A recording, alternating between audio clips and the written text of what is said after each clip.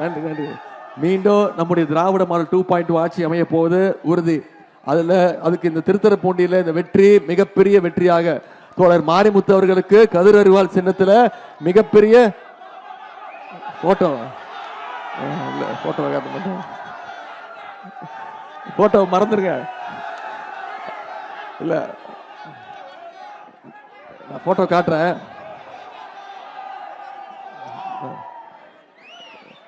நம்ம தலைவர் திரும்ப திரும்ப சொல்றது, இந்த தேர்தல் டெல்லி அணியா தமிழ்நாடு அணியா, டெல்லி அணி வெர்சஸ் தமிழ்நாடு அணி, இதுதான் நம்முடைய தலைவர் மீண்டும் மீண்டும் சொல்றது.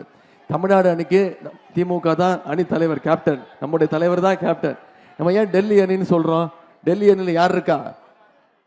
திரு மோடி அவர்கள். நான் இவ்வளவு திட்டங்கள் சொன்னேன்மா, நம்ம 5 வருஷத்தை இவ்வளவு பண்ணியிருக்கோம்னு சொன்னோமே, நம்முடைய திட்டங்களுக்கு தமிழ்நாட்டுக்கு ஒன்றிய பாஜக அரசு ஏதாவது விதத்துல துணை நின்றுருக்கா? ஏதாவது திட்டங்கள் கொடுக்குறாங்களா? தமிழ்நாட்டுக்கு திட்டங்கள் கொடுக்குறாங்களா? பட்ஜெட்ல தமிழ்நாட்டுக்குன்னு எந்த திட்டமும் இல்லைம்மா. இன்னும் சொல்ல போனா பட்ஜெட்ல தமிழ்நாடுங்கிற பேரே இல்லை. நம்முடைய நிதி உரிமை பறிக்கப்படுது, நமக்கு வர வேண்டிய நிதி தொகை தரல. இது எல்லாத்தையும் யாரு கூட கேட்டிருக்கணும்? நம்முடைய முதலமைச்சர் குரல் கொடுத்து இதற்கு எதிர்த்து நின்று கேள்வி கேட்கிறாரு, எங்களுக்கு வர வேண்டிய உரிமைகளை கொடுங்கன்னு கேட்கிறார். ஆனா திரு எடப்பாடி பழனிசாமி அவர்கள் என்ன பண்றாரு? மோடியுடைய நம்பர் 1 அடிமையாக திரு எடப்பாடி பழனிசாமி அவர்கள் இருக்கிறாரு. கரெக்டா? நீங்க முரட்டு பக்தர்கள் பார்த்திருப்பீங்களா? முரட்டு தொண்டர்கள் பார்த்திருப்பீங்க. எங்கேயாவது பார்த்திருக்கீங்களா ஒரு முரட்டு அடிமைய? திரு மோடியுடைய நம்பர் 1 முரட்டு அடிமை அப்படின்னு சொல்லிட்டேன். அதனாலதான் அவர் கோச்சிக்கிட்ட என்ன சொன்னாரு? என்ன கண்ணா அப்படின்னு திட்ட ஆரம்பிச்சுட்டாரு. செத்து போயிருக்கணும்ட்டாருமா, என்ன உயிரோடு இருந்து என் உயிரை வாங்குறான் அப்படின்ட்டாரு. பரவாயில்ல, அதெல்லாம் நான் மனசுல வச்சுக்க மாட்டேன்.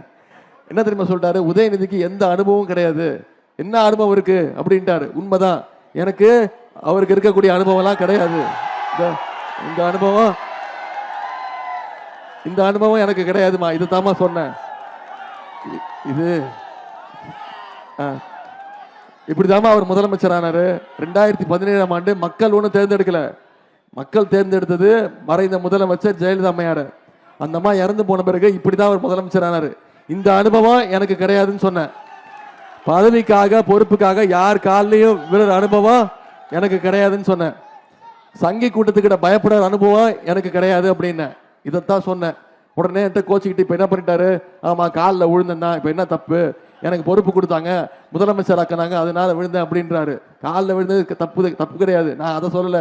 நான் கேட்கறது, அந்த அம்மா காலில் விழுந்து முதலமைச்சர் ஆனீங்கல்ல, அப்புறம் ஏன் அந்த அம்மா காலை வாரி விட்டீங்க அப்படிங்கிறது தான் என்னோட கேள்வி.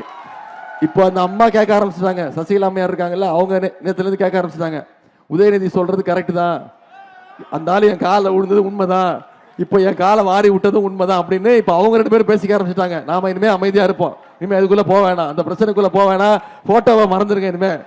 இனிமே போட்டோ காட்டப்படாது, புது போட்டோ வர வரைக்கும் இனிமே இந்த போட்டோ வேணாம். அதனால நான் உங்ககிட்ட கேட்டுக்கொள்வதெல்லாம், வர்ற சட்டமன்ற தேர்தல் மிக மிக முக்கியமான தேர்தல். நம்முடைய தமிழ்நாட்டை ஒன்றிய அரசு, ஒன்றிய பாஜக அரசு தொடர்ந்து வஞ்சித்து கொண்டே இருக்கிறாங்க, பழி வாங்கிட்டே இருக்கிறாங்க. நம்ம கேட்கிற எதையும் கொடுக்கறது இல்லை, மாநில உரிமைகள்லாம் பறிக்கிறாங்க. நாம அதனால ஒன்றிய பாஜகவுக்கு இங்க இடம் இல்லை அப்படிங்கிறத இந்த சட்டமன்ற தேர்தலில் நாம நிரூபிச்சு காட்டுவோம். செஞ்சு காட்டுவோமா? வெற்றி உறுதியா? தோழர் மாரிமுத்துடைய வெற்றி உறுதியா? கதிர் அறிவால் சின்னத்துடைய வெற்றி உறுதியா? நான் உங்ககிட்ட கேட்டுக்கொள்வதெல்லாம் ஒன்னே ஒண்ணுதான். உதயநிதி வந்தாரு, பேசினாரு, திட்டங்களை பத்தி சொன்னாரு, வாக்குறுதிகள் கொடுத்திருக்கிறாரு, கிளம்பி போயிட்டோம், கலைஞ்சு போயிட்டோம் அப்படின்னு போயிடக்கூடாது. இன்னைக்கு தேதி 12, ஏப்ரல் தேர்தல் தேதி என்னைக்கு? 23. இன்னும் 12 நாட்கள் இருக்கு. நீங்க ஒவ்வொருத்தரும் அடுத்த 12 நாட்கள் இந்த பிரச்சாரத்தை மக்கள்கிட்ட கொண்டு போய் சேருங்க, பேசுங்க, ஒவ்வொருத்தரையும் சந்திச்சு பேசுங்க, ஒவ்வொரு வீட்டுக்கு போய் பேசுங்க, ஒவ்வொரு வாக்காளரையும் சந்திச்சு பேசுங்க. என்னென்ன திட்டங்கள் கொண்டு வந்திருக்கிறார் நம்முடைய திராவிட மாடல் அரசுல, நம்முடைய முதலமைச்சர் என்ன திட்டங்கள் கொண்டு வந்திருக்கிறாரு, என்னென்ன வாக்குறுதிகள் கொடுத்திருக்கிறோம், மீண்டும் ஜெயிச்சா என்னென்ன செய்வோம், மீண்டும் அதிமுக அடிமை கூட்டணியை மீண்டும் தமிழ்நாட்டுக்குள்ள நுழைய விட்டுட்டோம்னா தமிழ்நாட்டை மீண்டும் பின்னோக்கி இழுத்துட்டு போயிடுவாங்க.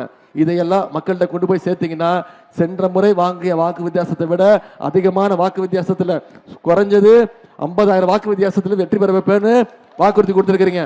50,000 வாக்கு வித்தியாசத்துல அண்ணன் மாரிமுத்து அவர்களை கதிர் அறிவால் சின்னத்துல வாக்களிச்சு மிகப்பெரிய வெற்றியை நீங்க எல்லாம் உறுதி செய்யணும்னு நான் உங்களை எல்லாம் அன்போடு கேட்கிறேன், பண்போடு கேட்கிறேன், பாசத்தோடு கேட்கிறேன், உரிமையோடு கேட்கிறேன், உங்க வீட்டு பிள்ளையாக இருந்து கேட்கிறேன், தலைவருடைய மகனாக இருந்து கேட்கிறேன். இன்னும் பெருமையா பூரிப்பா சொன்னா டாக்டர் கலைஞருடைய பேரனாக இருந்து கேட்கிறேன். ஆதரிப்பு கதிரறிவால் சின்னம் தோழர் மாரிமுத்து அவர்களை வெற்றி பெற செய்யுங்க. உங்கள் அன்புக்கும் வரவேற்புக்கும் நன்றி நன்றி நன்றி.